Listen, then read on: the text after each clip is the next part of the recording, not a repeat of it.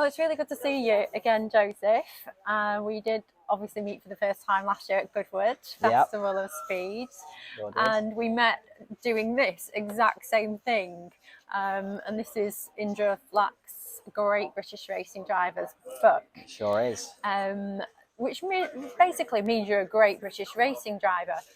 And that's just been officiated, hasn't it? It has. Obviously, the Young Driver of the Year award is pretty prestigious. You know, it's so incredible for something like that to have, happened to me. Really, it's so incredible that it's not sunk in. But yeah, just yeah, it's pretty cool to have my name kind of in that list of all of the drivers that have won it, and yeah, it's quite a privilege. What's it been based on exactly? Yeah, so the award is it's based on partly the results of the season. You know, obviously you've got to have performed well to get to that point. But of course, it's a lot of it is the kind of evaluations that they do. So we did a simulator test at Mercedes HQ, which was really cool. Got to drive in the Formula One simulator. But then after that, we were doing a fitness test. We also obviously did the main part of it, which was the 2 days of assessment at Silverstone. And all of that put together was what they used to decide the winner. But yeah, I was pretty proud of how I did it at the assessment days in general. I think overall I did quite a good job and surprised myself in some ways as well. So no, it was really, really cool. It is. It's amazing to think that you now join quite an amazing list, a lengthy list Yeah. of some pretty fabulous racing drivers. Yeah, But, no, it's when you read down the list of all the drivers that have won it, it's like just incredible to me, and yeah, it's pretty cool. And what are we calling it for short now? Is it Amaba? It's yes, Amaba is what it can be shortened to. It's of Feel a course song it's coming on. No. which song's that? There's an ABBA song. Oh. Oh, No, that's terrible. But that's a dad joke. That is actually that is a dad joke. One of the dad jokes on this book. It is one of the dad jokes. So Indra Flack asked you to be a part of this book, and we did cover that in the interview last year at Goodwood. But Yeah. For those who didn't see that interview, Indra's kept you quite busy with this book, hasn't she? She sure has. She sure has. It's obviously it's been really cool to see myself in a book like this, especially with some of the people that are in it. You scroll through and there's drivers that are now in Formula One in there, etc., etc. So, yeah, the fact that I'm in there is pretty cool, and it's quite a privilege. List of greats, I would say. Well, maybe I'll become one of them. Let's hope well, so. I anyway. think you already are, Joseph. Come on. So what's next year? Well, next year, this year. Oh, it's gone New Year. What's this year for you now? What's it holding? We are looking at a season in FIA Formula 3 with Road and Motorsport. So really excited for that. It's going to be so cool. Just to race on a worldwide level, especially in the Formula 1 paddock as well. It's going to be quite incredible and something I could have only ever dreamed of even a few months ago. So yeah, it's going to be really exciting, and hopefully we can make the most of it. That's going to be really very amazing because I obviously follow the Formula 3 as well, and have been known to have nipped in and out of that paddock. Yeah. So to visualise you there, yeah, no, it kind of makes it really real in my mind that of all the racing you have done, you're now on the Formula 1 path. I think there's one more. I think there's one last one. And let's try and do it gently. Let's do it very gently. Otherwise, we're going to get told off. Being signalled at behind the camera. There you go. Gesticulated at. Yeah. No. So you're going for the test in Bahrain? Yes. Yes, we'll be out in Bahrain. I actually don't know how long away it is. I know it's I can't even remember what date it is. Started this around the 13th or something in February. So it's going to be really cool to just go out there. Obviously, a lot of the tracks on the calendar are very new to me.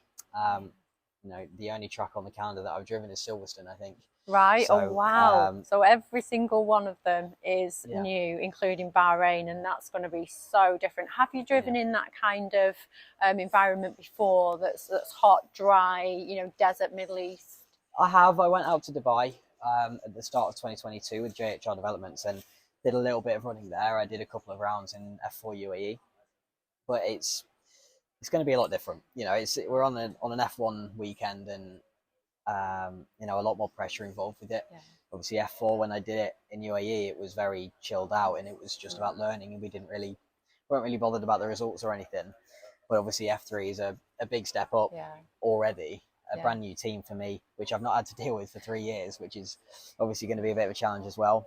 But yeah, we'll see how it goes. I'm sure it'll be a great year, and I'll learn a lot doing it. So can't wait. So what tracks are you looking forward to racing at most? You don't have to pick one. You know, you pick a couple if you've got a couple in mind. Monaco, I can't wait for. Monaco is going to be awesome. Monaco will be so cool. I mean, in fact, my mum found something on Facebook today from 6 years ago or something, where she asked me a load of questions, and one of the questions was, what's the main place that you'd love to go in your life?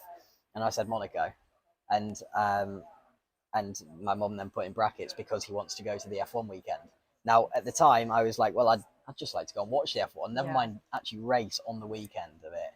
And yeah, it is like a little kid's dream at the end of the day. Like, I'm going to get to race, not really on the same, it's obviously not on the same grid, but technically alongside some of the greatest in the world. And just the privilege that comes along with that is something that I can't put into words. So it's, I can't wait. It's pretty special. I went for the very first time to the Grand Prix last year at Monaco, and as a fan, you know, I had all these preconceptions and these dreams of going to it. It's been my favourite race for my entire sort of fan career, but you know what I mean. And it was everything I expected it to be. It was all of it and more. And you know, obviously get yourself on that track walk. As soon as you start walking around that track, it's going to be phenomenal.